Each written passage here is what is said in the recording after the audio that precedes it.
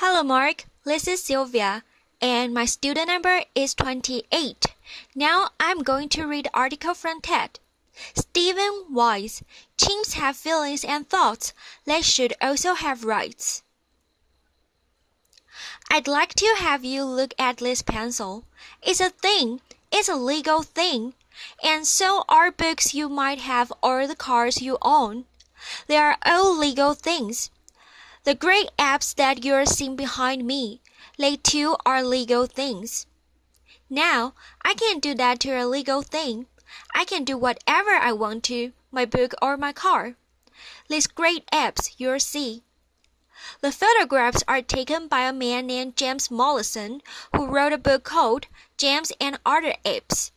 And he tells in his book how every single one of them, almost every one of them, is an orphan who saw his mother and father die before his eyes. They are all legal things. So for centuries, there's been a great legal wall that separates legal things from legal persons. On one hand, legal things are invisible to judges. They don't count in law. They don't have any legal rights. They don't have the capacity for legal rights. They are the slaves. On the other side of that legal wall are the legal persons. Legal persons are very visible to judges. They count in law. They may have many rights. They have the capacity for an infinite number of rights, and they are the masters. Right now, all non-human animals are legal things. All human beings are legal persons. But being a human and being a legal person has never been, and is not today, synonymous with a legal person. Humans and legal persons are not synonymous. Only one side. There have been many human beings over the centuries who have been legal things. Slaves were legal things. Women, children were sometimes legal things. Indeed, a great deal of civil rights struggle over the last centuries has been to punch a hole through that wall and begin to feed these human things through the wall and have them become legal persons. But alas, that hole has closed up. Now, on the other side are legal persons. But they're never only been limited to human beings. They are, for example, there are many legal persons who are not even alive. In the United States, we are aware of the fact that corporations are legal persons.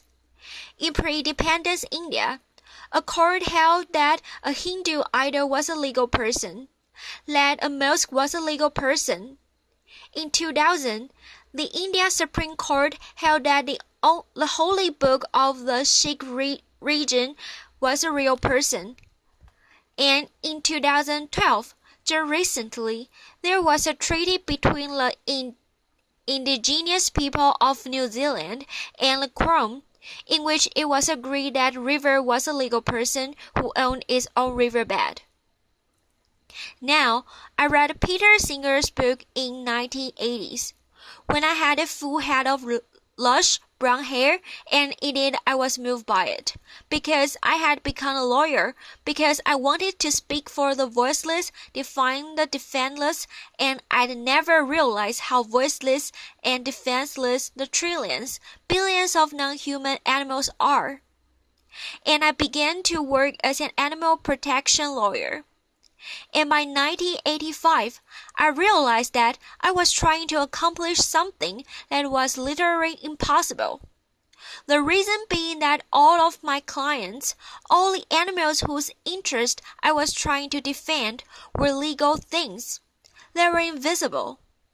It was not going to work. So I decided that the only thing that was going to work was they had, at least some of them, has to also be moved through the hole that we could open up again in that wall and begin feeding the appropriate non-human animals through that hole until the other side of being legal persons.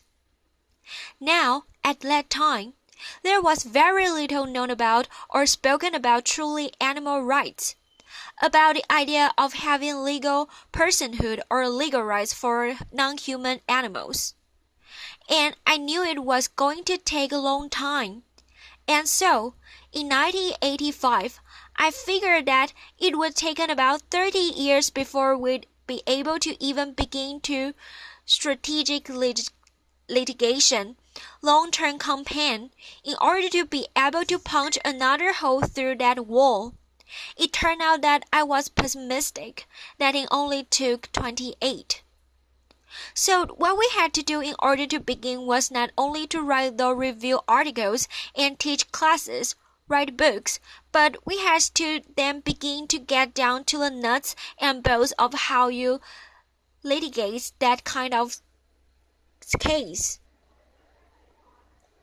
So one of the first things we needed to do was figure out what the cause of action was.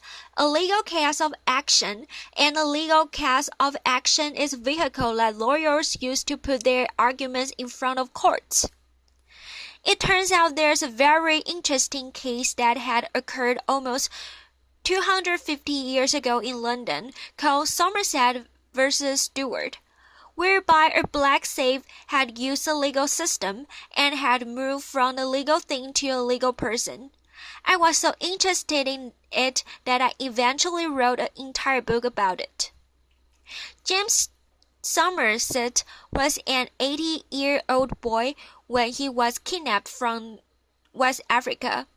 He survived the Middle Passage, and he was sold to a Scottish businessman named Charlie Stewart in Virginia.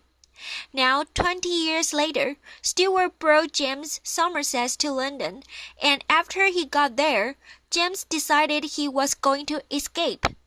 And so one of the first things he did was to get himself baptized, because he wanted to get a set of godparents, because to an 18th century slave, they knew that one of the major responsibilities of godfathers was help you escape. And so in the fall of 1771, James Stewart had a confrontation with Charlie Stewart. We don't know exactly what happened, but then James dropped out of sight. An enraged Charlie Stewart then hired slave catchers to canvass the city of London, find him, bring him not back to Charlie Stewart, but to a ship, the Anne and Mary, that was floating in London harbour, and he was chained to the deck, and the ship was to set sail for Jamaica, where James was to be sold in the slave markets and be doomed to the 3 to 5 years of life that a slave has harvesting sugar cane in Jamaica. Well, now James' godparents went into action. They approached the most powerful judge, Lord Mansfield, who was chief judge of the courts of the King's Bench, and they demanded that he issue a common law writ of habeas corpus on behalf of James Somerset. Now, the common law is the kind of law that English-speaking judges can make when they are not combined in by statutes or constitutions. And the writ of habeas corpus is called the Great Writ, capital G, capital W, and is meant to protect any of us who are detained against our will. A writ of habeas corpus is issued. The detainer is required to bring the detainee in and give a legally sufficient reason for depriving him of his bodily liberty. Well, Lord Mansfield has to make a decision right off the bat, because if James Somerset was a legal thing, he was not eligible for a writ of habeas corpus, only if he could be a legal person. So Lord Mansfield decided that he would assume, without deciding, that James Somerset was indeed a legal person, and he issued a writ of habeas corpus, and James' body was brought in by the captain of the ship. There was a series of hearings over the next 6 months.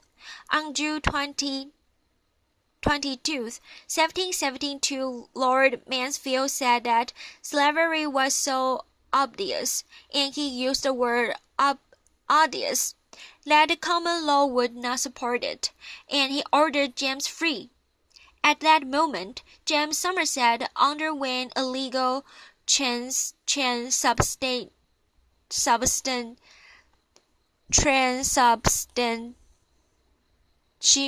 transubstantiation.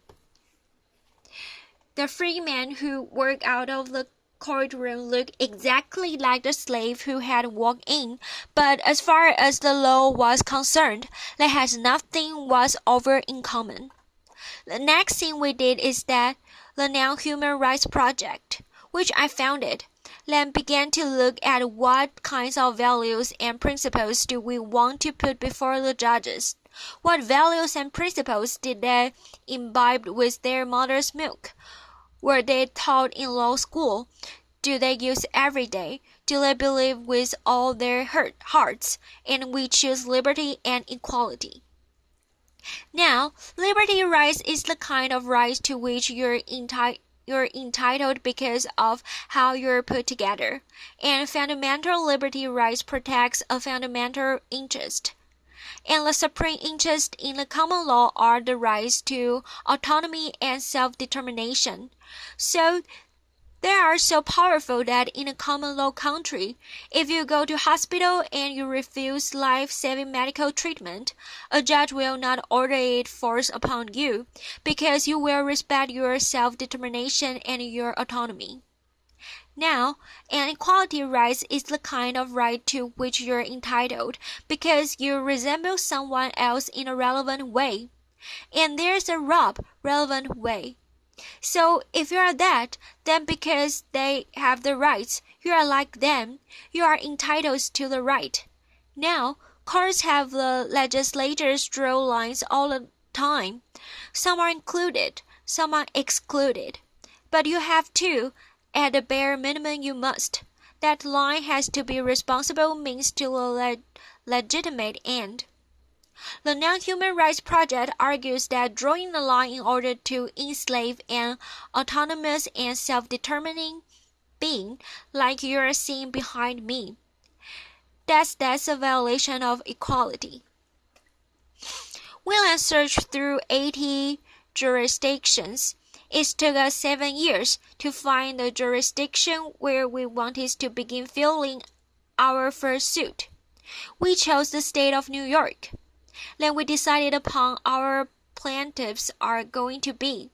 We decided upon chimpanzees, not just because Jane Gould was on our board of directors, but because they, James and others, have studied chimpanzees intensively for decades. We know that extraordinary cognitive capabilities that they have, and they also resemble the kind that human beings have. And so we chose chimpanzees, and we began to then canvass the world to find the experts in chimpanzee cognition. We found that in Japan, Sweden, Germany, Scotland, England, and the United States, and amongst them, they wrote 100 pages of affidavits in which they set out more than 40 ways in which their complex cognitive capability, either individually or together, all added up to autonomy and self-determination. Now, this included, for example, that they were conscious, but they are also conscious that they are conscious. They know they have a mind. They know that others have minds. They know they are individuals and that they can live. They understand that they lived yesterday and they will live tomorrow. They engage in mental time travel. They remember what happened yesterday. They can anticipate tomorrow, which is why it's so terrible to imprison a chimpanzee, especially alone.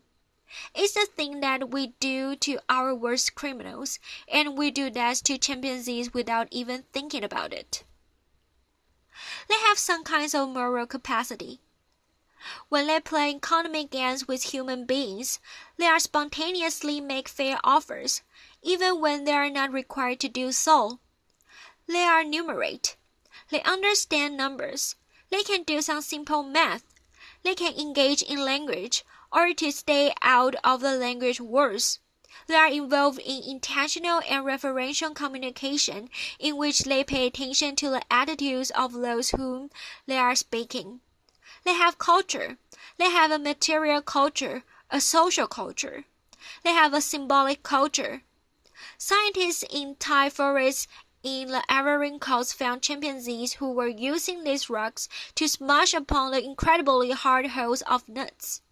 It takes a long time to learn how to do that, and they excavated the area and they found that this material culture, this way of doing it, these rocks, has passed down for at least 400 and 300 years through 225 chimpanzee generations.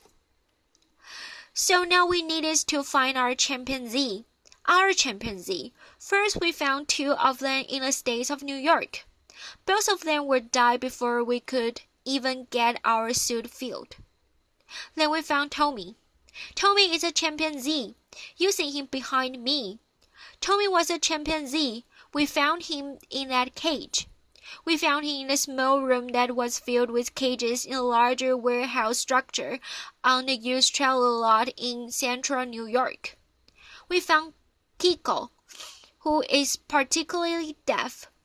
Kiko was in the back of the Siemens storefront in western Massachusetts, and we found Hercules and Leo. There are 2 young male chimpanzees who are being used for biomedical anatomical research at Stony Brook. We found them. And so on the last week, December 2013, the Non-Human Rights Project filed 3 suits all across the states of New York using the same common law writ of habeas corpus argument that has been used with James Somerset.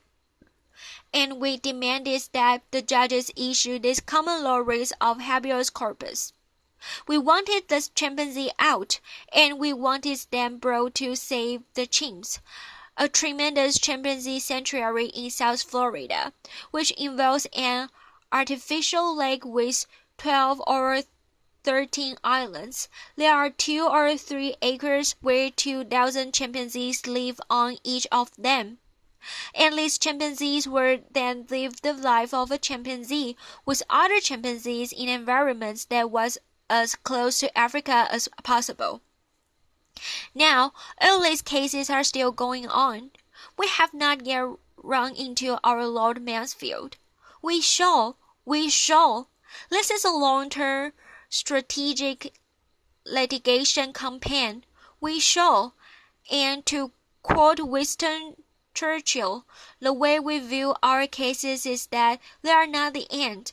They are not even the beginning of the end, but they are perhaps the end of the beginning. Thank you. Thank you, Mark.